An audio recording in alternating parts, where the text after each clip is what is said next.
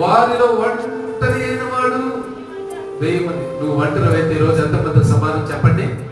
దేవునికి స్తోత్రం, హల్లెలూయా. ఇది ఒంటరి కుటుంబం కావచ్చు నీ ఊర్లో, అయితే నువ్వు ఎన్ని కుటుంబాలకు సమానం చెప్పండి? 1000 మంది కుటుంబాలు. నువ్వు ఒంటరి వాడు కావచ్చు, నువ్వు ఎంతమందికి సమానం ఈరోజు చెప్పండి?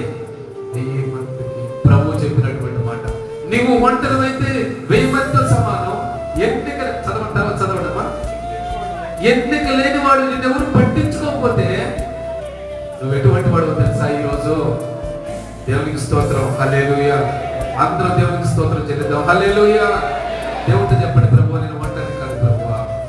నువ్వు ఒంటరి కాదు. ఈరోజు నువ్వు ఒంటరి అని ఫీల్ అయితే దేవుడు నిన్ను 1000 మంది చేస్తాడు. నువ్వు ఎన్నిక లేకపోతే దేవుడు నిన్ను బలమైనటువంటి జనాంగంగా చేస్తాడు. దావీదు అదే గొర్రెలు